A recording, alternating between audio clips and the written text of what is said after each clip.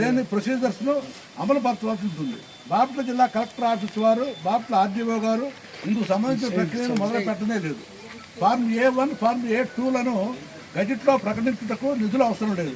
Social affect assessment చేయుటకు నిధులు అవసరం లేదు. జాయింట్ ఇన్స్పెక్షన్ను అధికారులే చేస్తారు కాబట్టి నిధులు అవసరం లేదు. పోలవరం పూర్తయినా పత్తూరు ప్రాంతానికి నీళ్లు రావు. మనకచర్ల పూర్తయినా కాలువలు లేకుండా నీళ్లు ఎట్లా వస్తాయి? మన రాష్ట్రానికి 2,51,50,00,000 కోట్లకు పైగానే బడ్జెట్ ఉంది. ప్రజలకు సాగునీరు అందించే పథకానికి 274 కోట్లు ఖర్చు పెట్టలేరు. నీటి కోసం దశాబ్దాలుగా పోరాటం చేయాలా. అనాదిగా నిర్లక్ష్యానికి గురైన పత్తూరు ప్రాంతానికి తాగునీరు, పొలాలకు సాగునీరు వెంటనే ఇవ్వాల్సిందిగా కోరుతున్నాను.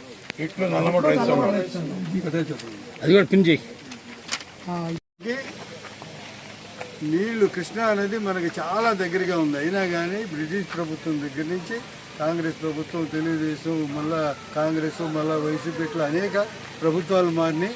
ఎవరు కూడా ఈ ప్రాంతానికి పొట్టుపెట్టి నీళ్లు ఇచ్చినటువంటి వాళ్ళు లేరు.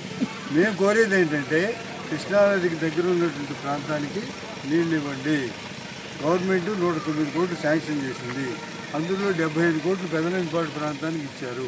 ఇక్కడ రూపాయి ఇవ్వలేదు. 7 కోట్లు ఇస్తే భూసేకరణ 49 ఎకరాలకి పూర్తవుతుంది. 7 కోట్లు ఇవ్వడానికి లక్షల కోట్లు, 250 లక్షల కోట్ల బడ్జెట్లో 7 కోట్లు ఇవ్వడానికి ప్రభుత్వం వెనకాడుతుంది. వెంటనే గెజెట్ నోటిఫికేషన్ ఇచ్చి రైతులకి, భూములకి నష్టపరిహారం ఇచ్చి పన్నులు మొదలుపెట్టి మా చేలోకి నీళ్లు రావాలా. మీరు ఏం చేశారనేది కాదు, చేలోకి నీళ్లు కావాలా, తాగడానికి నీళ్లు కావాలా. అప్పటి వరకు కూడా ఈ పోరాటం కొనసాగిస్తామని చెప్తాను.